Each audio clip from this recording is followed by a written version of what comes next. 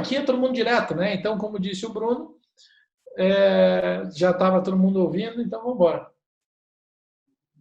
Pronto, olha aí, o Bruno já ouviu, né? Bom, então eu queria dar uma boa noite a todos. É um enorme prazer estar fazendo essa live em conjunto com a Eleven Financial, a Sociedade Brasileira de Angiologia e Cirurgia Vascular do Distrito Federal. Como todas as outras sociedades médicas, a nossa, ela tem como um dos seus pilares mais importantes a educação médica continuada. E, por conta dessa pandemia, a gente resolveu dar uma pausazinha nos temas científicos da vascular e discutir um outro assunto que está super em voga, né? Que é como é que vão ficar as nossas economias com essa pandemia. E eu acho que não há ninguém melhor para responder uma pergunta como essa do que o Dato, que é o estrategista-chefe da Eleven Financial, e o Rafi, que deve entrar daqui a pouco, é sócio dele, é analista financeiro da Eleven, sabe tudo de análise gráfica. Eu conheço bem o trabalho deles, eu sou cliente da Eleven já há muitos anos, desde 2017, já assisti diversas lives, desde quando a Eleven era bem pequenininha, acompanhei o crescimento, até se tornarem líderes de mercado, a maior casa de análise financeira do país, né? Então, e certamente isso veio graças à competência, à inteligência, ao espírito empreendedor dessa turma, né? E principalmente eu acho que a capacidade que o Dato teve de montar uma equipe extremamente qualificada, experiente. Eu tenho 2 planos, eu estava comentando aqui agora há pouco, eu tenho uma análise Fusion deles, tenho uma de renda variável, troco mensagens com o Rafi pelo WhatsApp de vez em quando. E, bom, e é isso, né? Então, eu fiz essa questão de fazer essa introdução para reconhecer o trabalho da Eleven, mas também como forma de apresentá-los aos colegas, né, que ainda não os conhecem. Agora eu vou falar um pouquinho do nosso contexto, tá? Que eu acho que você já deve estar sabendo como é que está a questão da prestação de serviço, dos prestadores de serviço no país, né? Então, os consultórios e as clínicas médicas estão enfrentando o mesmo problema que todos os prestadores de serviço. É comum nós, médicos, nos preocuparmos com a ponta da cadeia nossa, que é o consultório, mas por trás disso tem um monte de outras empresas, uma cadeia enorme por trás, né, que vem as empresas de plano de saúde, que precisam estarem saudáveis, vendendo os seus planos de saúde para os funcionários de outras empresas que, por sua vez, precisam estar contratando. Então, tudo isso é uma cadeia enorme, né? E aí a gente chega aonde eu queria, porque com o aumento do desemprego, o empobrecimento da população a curto e médio prazo, né, que parece isso ser um problema inevitável, né, e está acontecendo a nível mundial. Nós estamos assistindo os Estados Unidos despejar um caminhão de dinheiro na economia e bateram recorde de desemprego. O Brasil vem tomando algumas medidas para combater a crise, que eu acho que, na minha análise, muitas são bem corretas, outras são um pouco polêmicas. A Selic, por exemplo, é uma questão polêmica, eu não quero nem entrar nisso agora, porque eu acho que a gente pode discutir um pouco mais na frente. Mas, no âmbito geral, né, o Brasil está no caminho certo para o reaquecimento da sua economia. Nós estamos pecando em algum ponto, né? Qual a expectativa que nós temos para voltar aos níveis de dezembro do ano passado e janeiro desse ano? Bom, em primeiro lugar, muito boa noite, pelas muito gentis palavras, Leonardo.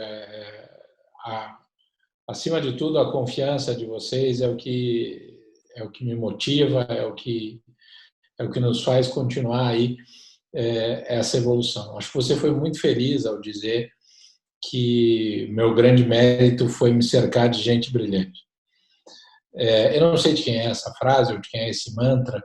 Eu tenho um amigo que fala que todas as frases que você vê na internet que você não sabe de quem são, ou é do Buffett ou da Clarice Lispector, né? Então vamos fazer de conta que é um dos dois. mas acho que para o grande desenvolvimento em qualquer área, qualquer empresa, qualquer área do conhecimento, é fundamental você se cercar de pessoas melhores do que você, né? Então, eu acho que, sim, meu grande mérito foi me cercar dessas pessoas aqui. Só para botar essa live em pé, tem gente extraordinária como a Gisele, a Vanessa, a Carolina, a Andréa, a turma que trabalhou efetivamente para fazer a gente funcionar aqui. Então, a gente funciona como um grande organismo, de que cada pedacinho dele tem a sua função, e essa analogia nessa conversa com vocês é obviamente intencional. Agradeço muito a confiança, a disponibilidade, contem bastante com a gente. Eu vou tentar ser bastante instrumental aqui. Enquanto eu falava de pessoas brilhantes, existe um combinado, assim, quando eu começo a falar de gente extraordinária, pessoas bonitas, brilhantes, meu sócio entra. Ele liga a câmera dele bem na hora, de propósito, assim. Tá aí o Rafi, já joga a bola para ele. Veja, a gente... por uma questão de respeito à minha própria ignorância, eu não vou entrar na comunidade médica para falar para vocês sobre o que significa essa pandemia. Mas eu vou trazer um pouco de uma leitura instrumental de mercado. O que aconteceu com o mercado?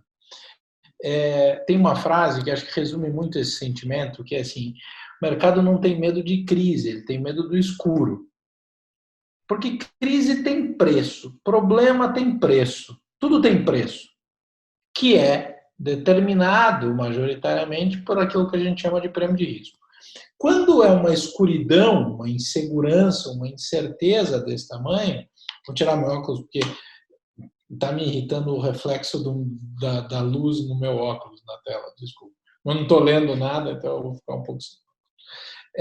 Então, esse componente da incerteza e da escuridão cria um ambiente de pressão vendedora. Agora, pensem o seguinte: depois da crise de 2008, a gente passou, o mundo passou, os bancos centrais do mundo passaram 10 anos fabricando moeda. E essas moedas, dezenas de trilhões de dólares, foram, ao longo desses 10 anos, trocados gradativa e paulatinamente por ativos financeiros.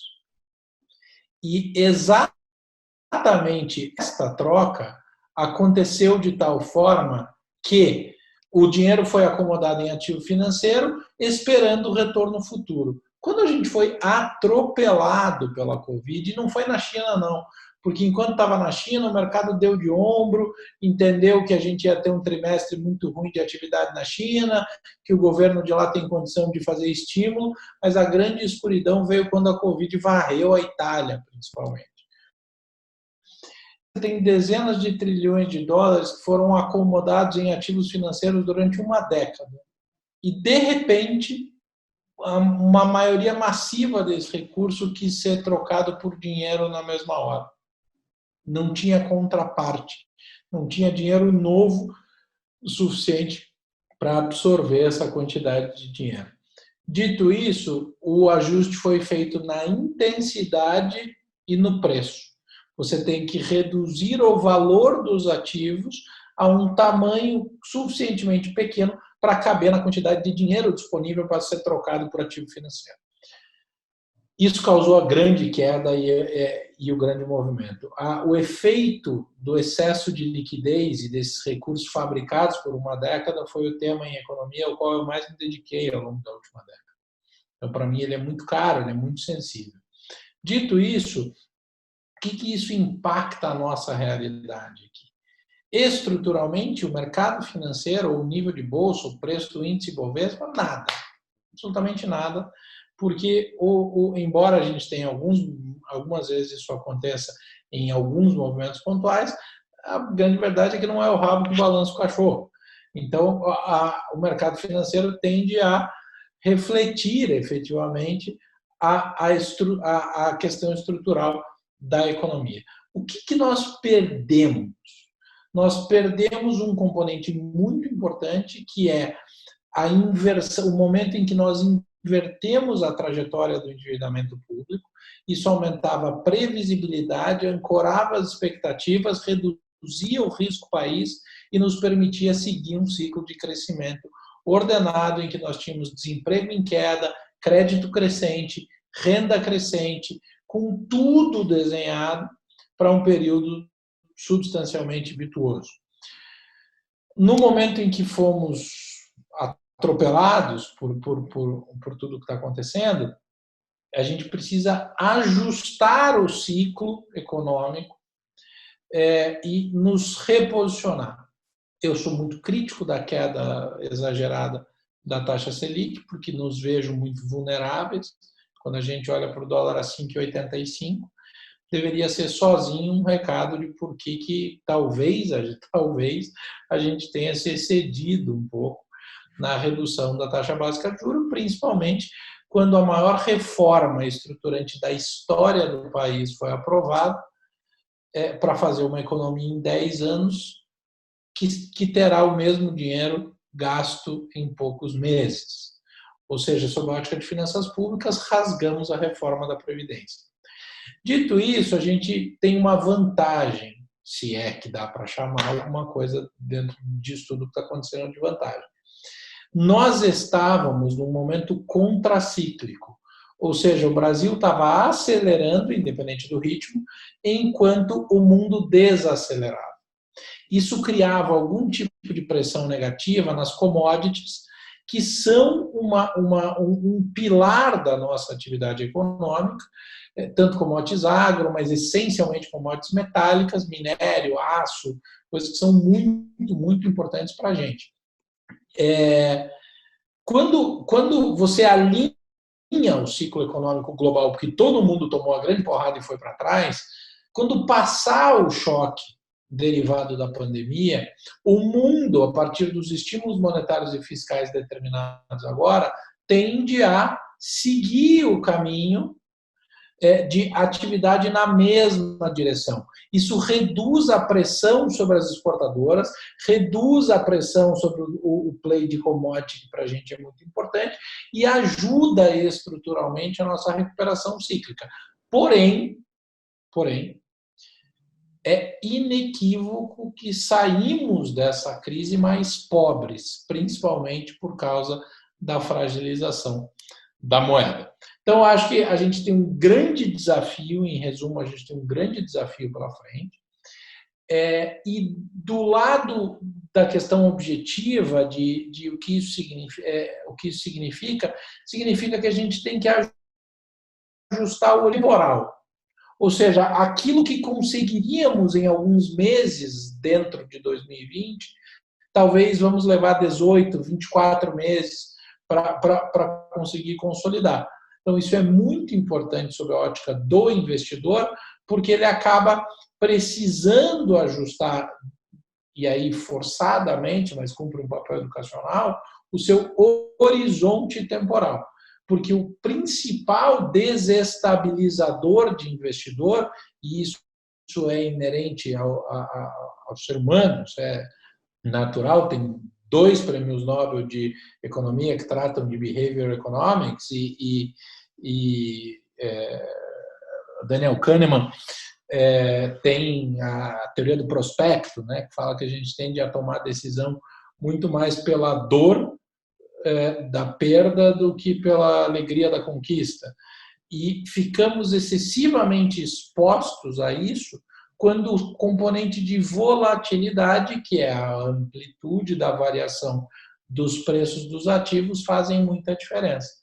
Ainda que chegamos a ver a volatilidade, o VIX, lá na casa dos 80, no ápice do choque, vimos ele baixar para 60, baixou para 40, veio para a casa de 30, onde você começa a trabalhar na banda entre 30 e 40, boas operações e boas movimentações de portfólio, principalmente em performance relativa, mas o que não pode acontecer é perder a noção do risco. Porque aí... Só fazer um parênteses, eu queria que você só explicasse para o pessoal o que é o índice VIX.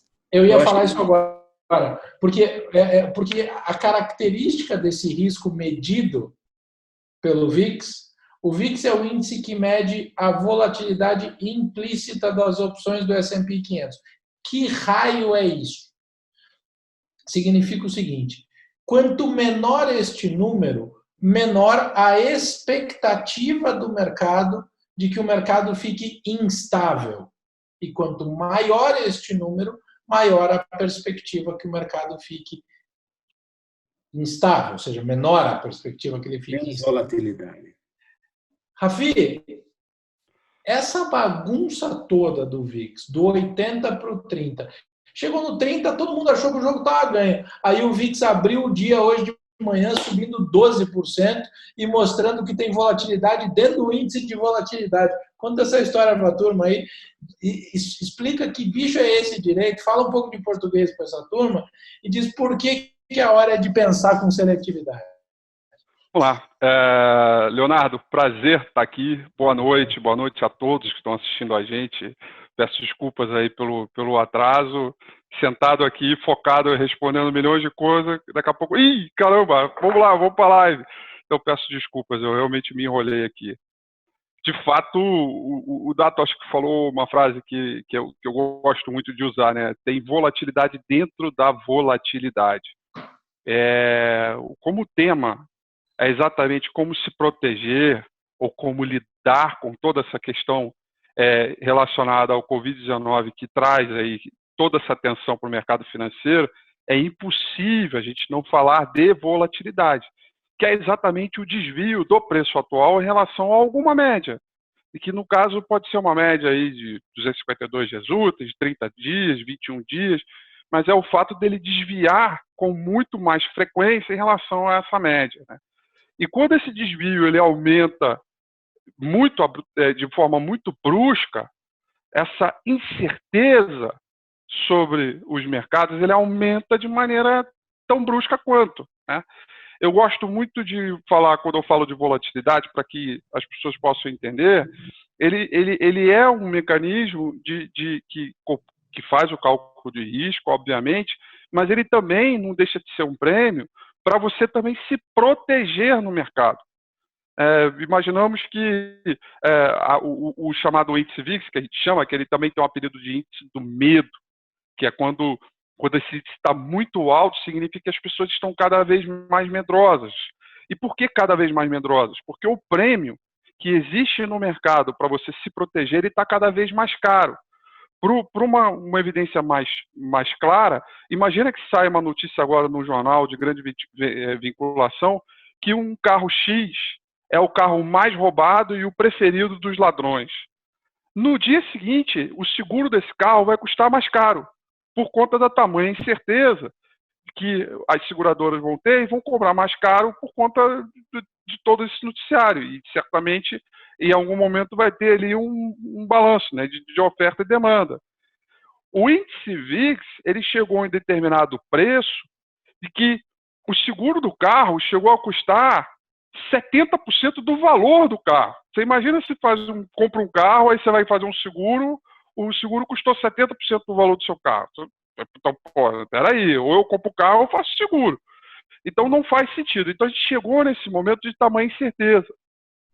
Só que quando a gente dá essa aceleração muito forte, para ele voltar aos níveis pré-pandemia, ou seja, no nível antes da gente identificar essa grande incerteza, demora bastante. Então é exatamente esse momento, Léo, que a gente está agora.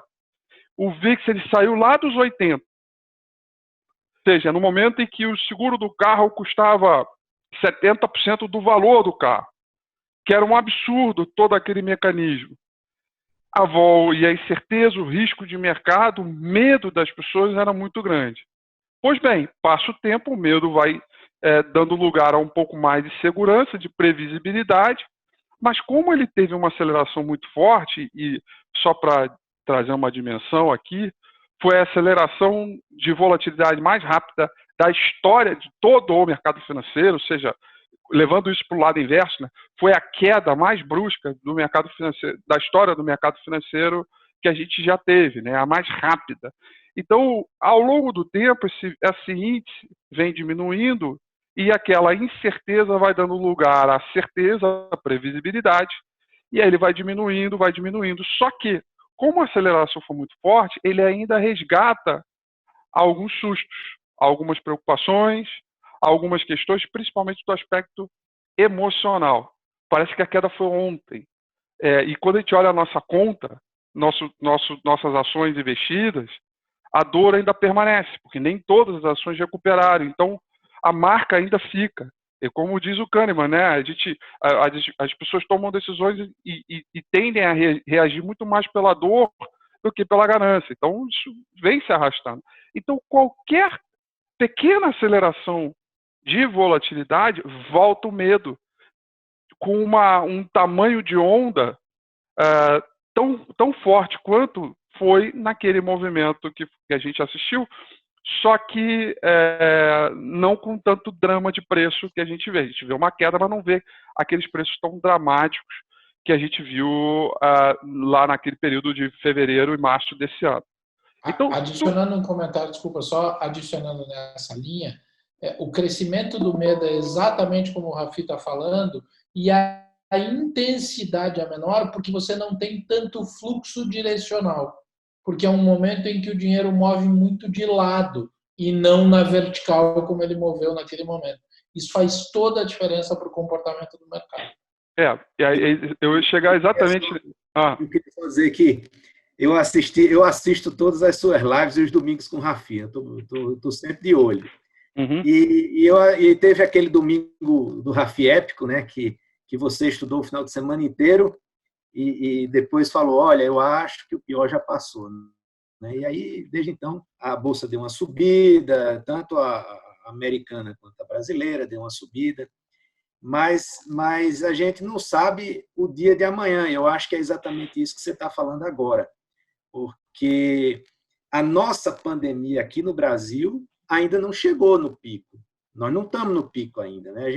As empresas, talvez, ainda não tenham quebrado. Aquelas empresas que estão com pouco dinheiro no caixa, que estão ameaçadas com risco, ainda não quebraram. Né? Então, a gente não sabe se o pior da pandemia econômica mundial talvez já tenha passado, mas a nossa brasileira é incerta ainda. A gente passa por um momento, Léo, que os mercados estão muito desconectados da realidade econômica. E aí, quando a gente vai para essas especificidades, curva da pandemia, a abertura das economias, etc., aí fica ainda mais dramático. Né? Esse final de semana, por exemplo, praticamente todos os jornais internacionais, New York Times, Financial Times, Wall Street Journal, Bloomberg, todos aqueles que falam de mercado, noticiaram o quanto o mercado financeiro ele está desconexo da realidade econômica. E o maior drama foi da última sexta-feira, que a gente teve a destruição de 20 milhões de postos de trabalho nos Estados Unidos referente ao mês de abril.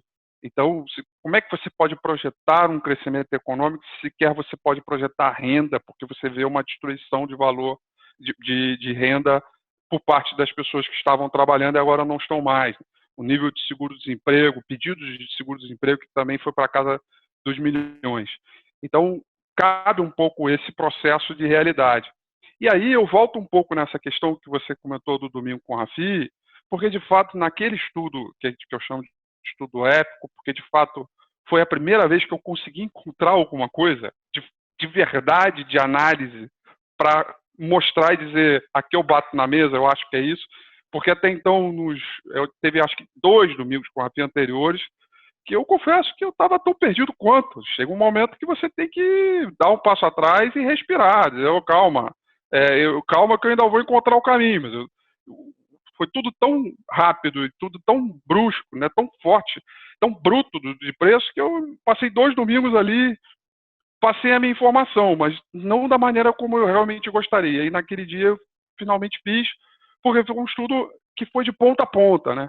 E aí eu quero tirar uma coisa desse estudo, porque faz sentido para o que a gente está vivendo hoje, que foi a atuação dos governos, principalmente dos Estados Unidos e do Banco Central americano, na resposta a essa pandemia, que foi de uma velocidade que a mim me surpreendeu positivamente.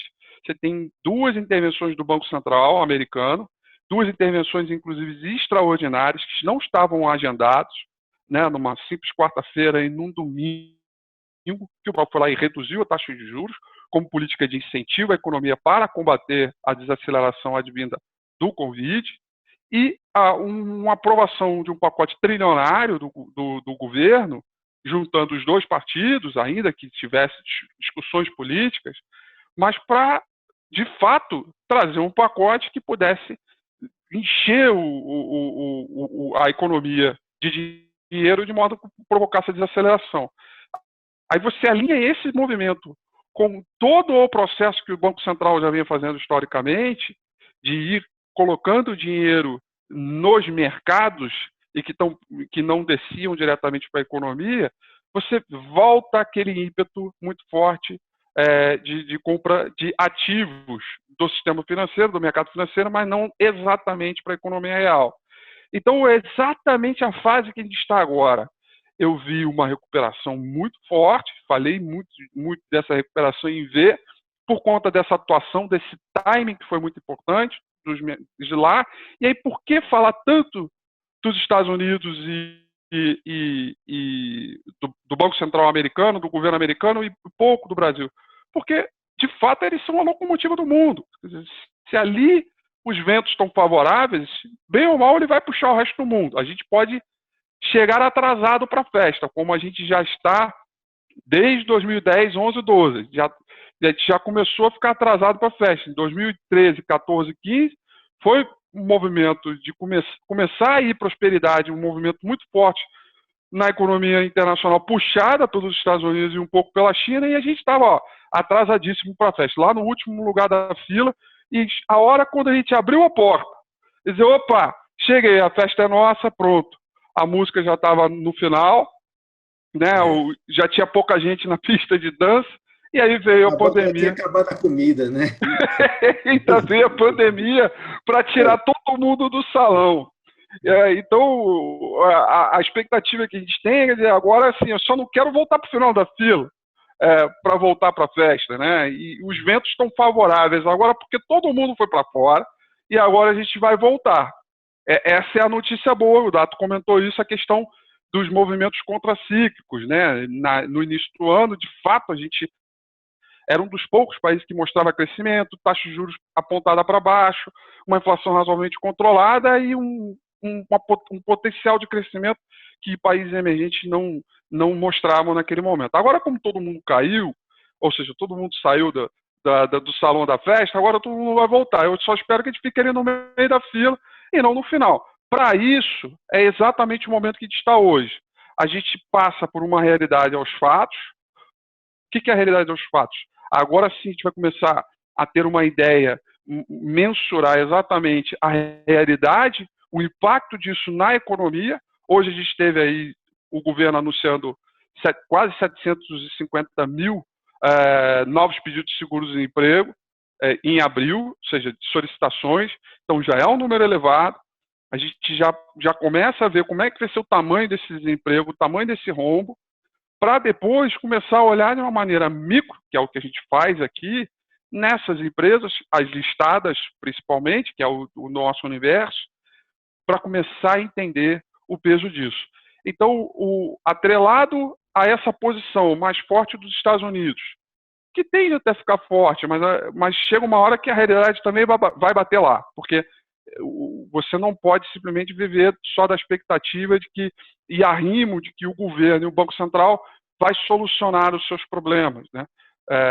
Uma piadinha bem boba aqui, né?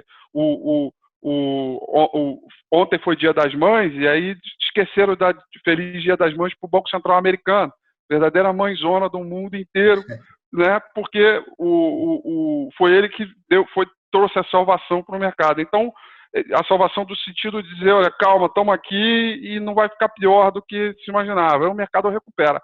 Só que essa realidade, ao fato, ela vai vir à tona e a gente vai ter um novo saculejo. Aí eu junto com essa parte de volatilidade. Ela foi tão forte que quando ela cai, no momento em que ela acelera um pouco, o sentimento é muito intenso.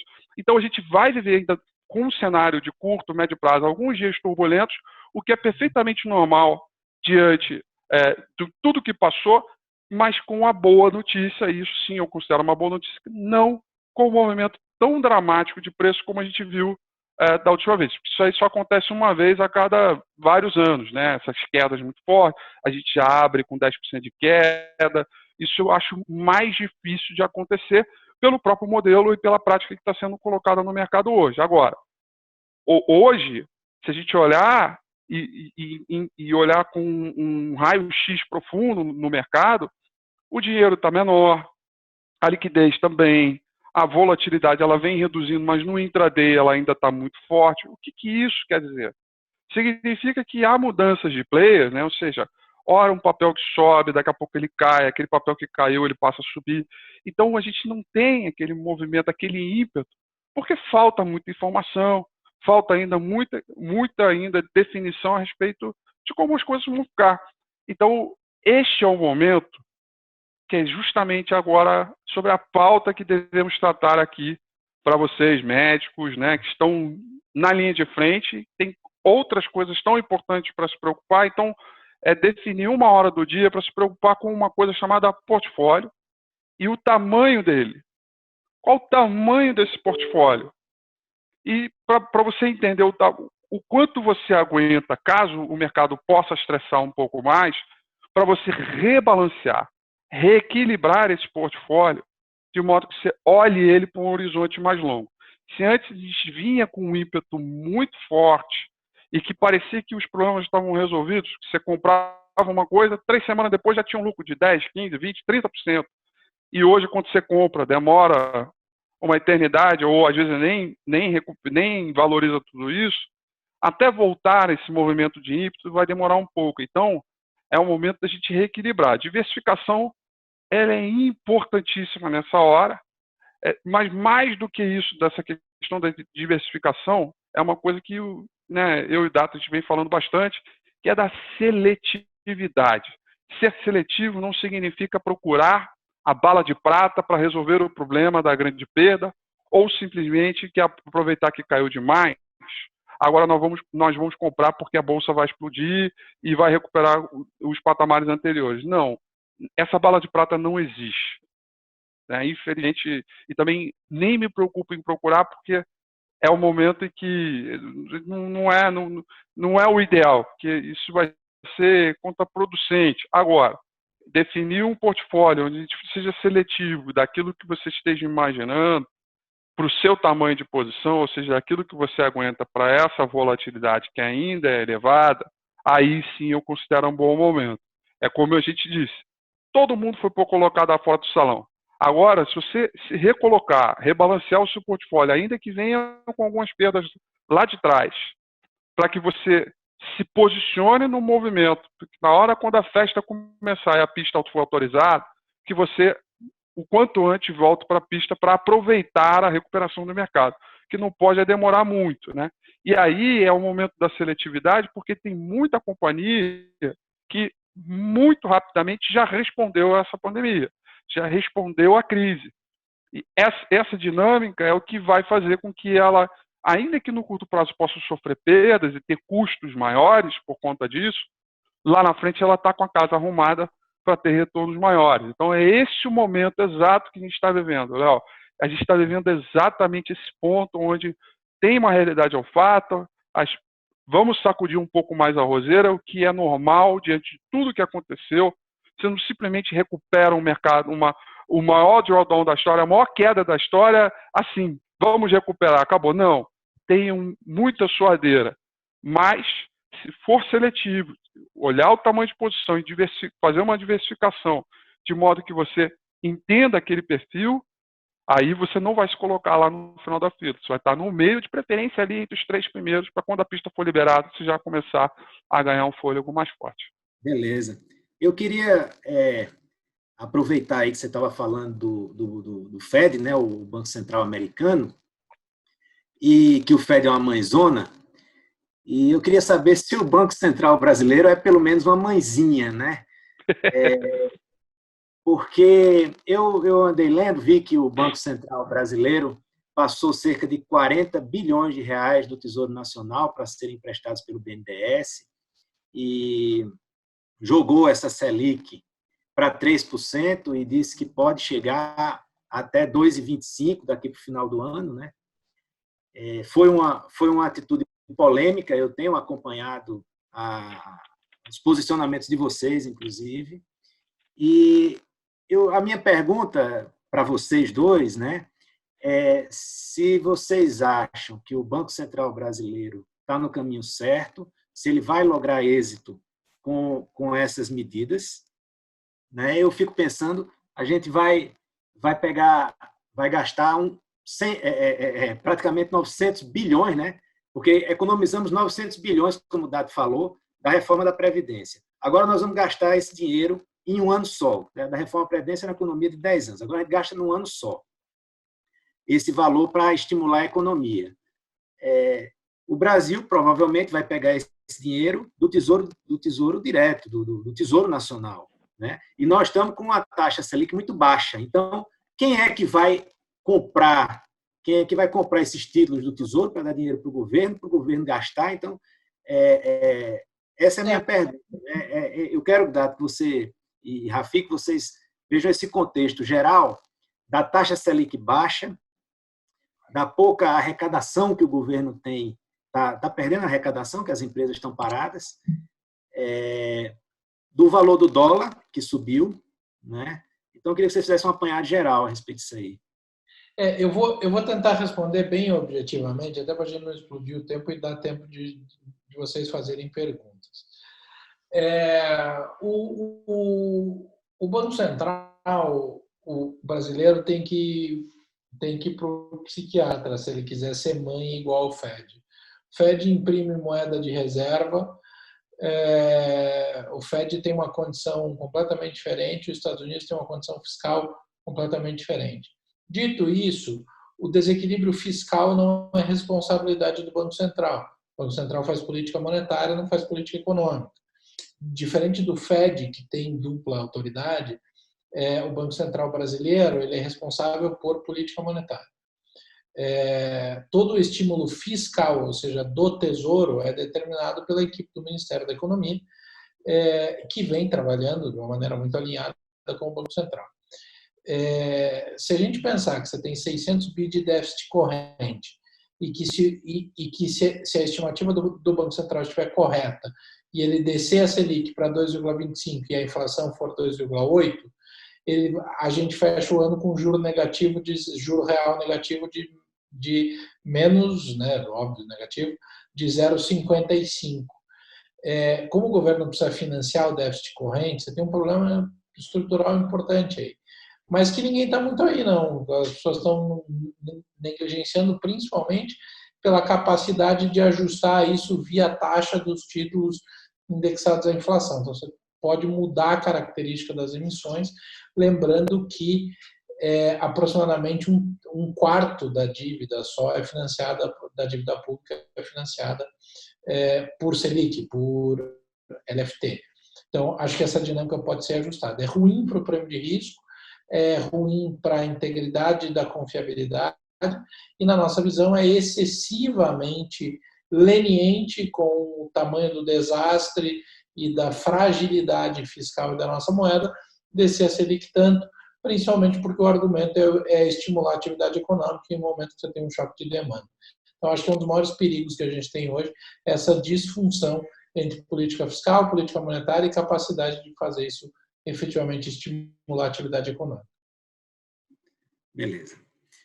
Agora, eu queria pedir ao Data e ao Rafi que a gente entrar agora numa fase mais quente assim da nossa conversa, porque eu vinha combinando com o Dato antes de começar, que eu estou aqui com o guia de recomendações que a Eleven divulga toda sexta-feira, no final da tarde, início da noite, onde eles colocam o valor das ações, né, o preço que elas estão custando, o preço-alvo que eles imaginam, o risco de cada empresa, o upside, downside, tudo isso tem nesse guia de recomendação.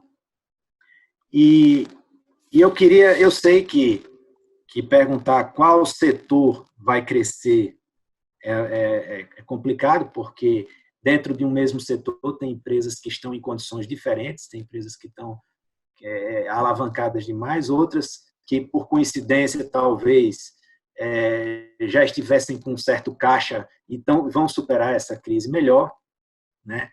Então, eu queria fazer uma proposta de eu ir citando aqui alguns setores e vocês esclarecessem quem são enumerasse as top picks de cada setor, só falar assim, a top pick é tal, né? E não precisa justificar por quê. Isso é uma coisa bem rápida, tipo um ping-pong. Assim. Sim, outra coisa, eu quero deixar bem claro para a nossa audiência que o que nós vamos falar aqui não são recomendações de investimento, né? Apenas informação para cada um tomar montar seu cenário, tomar suas decisões. Isso aqui não é recomendação de investimento. Então, vamos lá. Eu vou começar pelaquele setor que hoje subiu bastante, né? Frigorífico. BRF e JBS. Bancos. Bancos, vamos lá. Bancos estão numa verdadeira guerra, né? Só para fazer um comentário, hoje tem um pouco mais de briga aí e de discussão em relação a tudo que está acontecendo. Vou pegar um de cada nicho. Você pode escolher ou Bradesco ou Itaú, qual te deixar mais confortável, e o Banco Inter. Certo. Construção civil. Construção civil, vale o caixa, vale o nicho, vale o mercado, Cirela e Ezetec. Certo. Energia elétrica. Você pulou um setor que eu adoro, né? Eu não pularia educação, não. A educação. Educação. Ele sabe de qual, Guia. Gosto demais e acho que tem duas ótimas oportunidades, que é Edux e Anima Educação. Anima em primeiro e Edux em segundo. Energia elétrica, sem nenhuma dúvida, a minha top pick é Copel. Copel, né? Indústria. Indústria, eu gosto demais da Randon, embora ela tenha uma característica de ser uma proxy de PIB importante, né? Então ela vai sofrer. Então, Randon, para quem quer mais emoção, tem mais tempo, e para quem quer um pouco mais de estabilidade, a WEG. A WEG, né? É um setor que sofreu muito, né? A locação de veículos. Movida, sem dúvida. Movida, né? Mineração e siderurgia. Vale e Gerdau. Bom, e a Petrobras? Vale a pena com essa confusão toda aí do petróleo? Eu não compraria a Petro agora, porque assim, você tem. Veja, a Petrobras tem duas grandes encrencas. Vou fazer uma pergunta para você, Léo. Qual é o principal fator de influência na Petrobras? Fala. Eu acho... Chuta, vai. Uma palavra. O governo ou o preço do petróleo no exterior. Maravilha. Qual é a chance de resolver essas duas encrencas no curto prazo? Não resolve, né? Então, assim, com tanta coisa barata na Bolsa, com tanta coisa que a gente acabou de listar, muito barata na Bolsa, para que você vai comprar um negócio que tem duas encrencas monumentais, que eu não precisei te dizer qual é, para resolver, que não vai conseguir resolver tão cedo. Então, assim, mas isso para o longo prazo? Vocês podem parar aí, porque eu vou puxar a orelha de tudo, porque vocês ficam falando para mim que é para o longo prazo, e se não subir daqui a 3 meses, você está puto da vida comigo. Então, assim, você não está pronto para o longo prazo, não. Você quer aproveitar, fazer o trabalho educacional, montar o seu portfólio equilibrado. Então, neste momento, o Petrobras não é uma das nossas ações preferidas. E o IRB, que está passando por essa confusão toda. Hoje eu até recebi um podcastzinho do Carlos Daltoso, que o Rafi mandou, falando da problemática que estão passando por uma fiscalização, né? E a Bolsa, e caiu muito a ação dele hoje, né? Com toda a sinceridade que me é peculiar, eu não tive tempo de falar com o Cadu sobre IRB hoje. Rafi, você que falou com o Cadu, dá a opinião de IRB. É o seguinte, o ponto é o seguinte, assim, de fato, não significa que a primeira susto que as pessoas, ao lerem o fato relevante, acham que ela vai ficar insolvente e que a companhia vai quebrar. É a primeira que, na verdade, ela foi chamada a atenção porque ela ficou desenquadrada por conta de alocações de ativos de curto prazo. Esse desenquadramento é que foi chamada a atenção, dizendo, olha, boas práticas, é melhor você se enquadrar aqui, etc. Só que essa é uma informação que ela é pública. E aí você junta essa nuvem negra com todas as outras nuvens que já apareceram pelo caminho, o efeito acaba sendo maior, né? Então, foi isso que aconteceu. Ela não vai ficar insolvente. Ela vai, obviamente, lidar com esse movimento e fazer o seu enquadramento de curto prazo para que seja aplicada as normas e que não seja penalizada por isso. E uma dessas questões é ela reduzir o dividendo, o pagamento de dividendo para um nível mínimo, né, por lei. Então, você tem um efeito aí de curto prazo que é ruim para a companhia, né? Você tem, que é o que representou hoje, mas é como o Daltoso mesmo disse, né? Quando você vê a companhia negociada a esses preços, fica barato demais para ignorar. E ela voltou para o preço onde ela foi negociada no IPO, sendo que ela já cresceu 2 vezes, 3 vezes mais o seu tamanho desde então. Então ela vive uma tempestade perfeita, mas olhando para um horizonte longo e não olhando para o curto prazo, temos recomendação de compra. O Daltoso reafirmou essa recomendação hoje aí. E aqui, atendendo a pergunta do Dr. Robson, que é um amigo nosso, como é que está o setor de varejo? Bom, varejo é um setor de alta sensibilidade, a gente gosta bastante. Enfim, há uma verdadeira revolução em curso, que é essa transformação. O benefício de R$600, feito muito ágil pela Caixa Econômica, trouxe a bancarização e a inclusão de mais de 40 milhões de informais, isso é extraordinário. A maneira como os micro, informais e pequenos empreendedores foram para dentro do marketplace muda substancialmente, mas eu tenho que ser direto, né? Então, as minhas escolhas são Via Varejo, Magazine e B2W, com um olhar, fiquem atentos, ninguém dá bola para ela, acham que ela é feia, ela não é feia para a Natura. Certo. E assim, o último setor que eu separei aqui foi o primeiro que vocês têm, que a gente deixa, os primeiros serão os últimos e os últimos primeiros, né? Então, o mais polêmico de todos, que eu acho, que é a questão das companhias aéreas. Convido a todos a assistir a live que a gente fez com o presidente e o vice-presidente da Azul, ler o relatório que foi para o ar agora no mês passado. Mas o ponto é o seguinte, acho que essencialmente é o seguinte, a Azul caiu 80%. Que essa pandemia destrua 30% do valor da companhia, destrua 50% do valor da companhia. Prestem bem atenção nesse número, se a pandemia fizer uma destruição de valor de 50% no valor da Azul, o valor justo dela seria o dobro do que ela vale hoje, do que o preço está na tela. E ela tem diferenciais competitivos muito sólidos que tendem a fazer ela sair em um mercado altamente concentrado, em termos relativos, melhor do que a concorrência. É um setor que estressa? Se ela destruir, vou dizer de novo, se ela destruir 50% do valor da empresa por conta da pandemia, o valor justo dela seria 2 vezes o preço de tela de hoje. Olha aí. E uma última pergunta, assim, qual a expectativa de dólar que vocês têm para o final do ano? Tem como ter essa expectativa de dólar ou não? Eu só respondo dólar citando Edmar Baixa, um dos grandes economistas da história do Brasil, que diz que dólar é um negócio que Deus inventou para humilhar economistas, né? Então, acho o seguinte, o dólar está diretamente ligado ao nível de estabilidade fiscal e nível de juro brasileiro. Se o Banco Central descer a taxa de juro para 2,25, como ele sinalizou, eu não acho que o dólar tem condição de fechar o ano abaixo de R$6. Ponto. Não acho.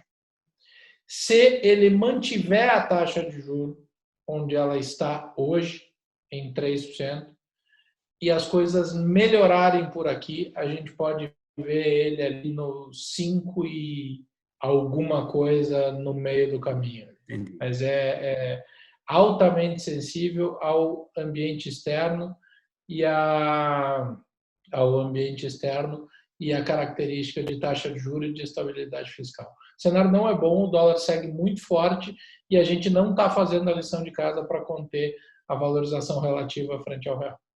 Certo. Dato, eu queria deixar agora um tempo para vocês dois fazerem suas considerações finais e a gente encerrar a live daqui a pouco.